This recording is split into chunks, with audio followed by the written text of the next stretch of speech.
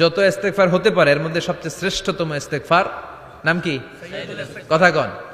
বুখারীর বর্ণনা, শাদ্দাদ ইবনে আউস রাদিয়াল্লাহু তাআলা আনহু বর্ণনা করেন, এই সাইয়্যিদুল ইস্তেগফার দিনের বেলা যে পড়বে ওই দিনে মারা গেলে সে জান্নাতি। এই সাইয়্যিদুল ইস্তেগফার রাতের বেলা যে পড়বে ওই রাতে যদি ইন্তেকাল হয় ওই লোকটা জান্নাতি। মুখস্থ আছে না? কার কার মুখস্থ হাত তুলেন। মাশাআল্লাহ, তাবারাকাল্লাহ, মাশাআল্লাহ, মাশাআল্লাহ।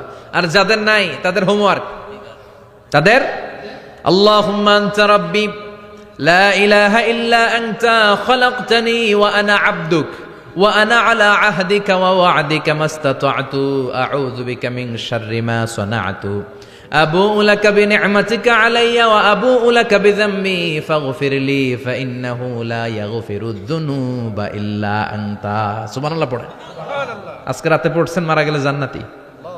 চিল্লায় পড়েন আল্লাহু আকবার।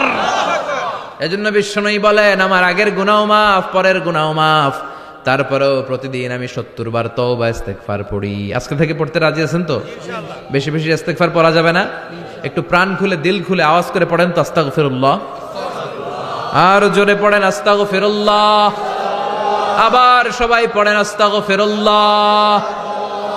সব সময় তওবা ইস্তেগফার যারা পড়ে তাদেরকে পছন্দ করে কে? আল্লাহ।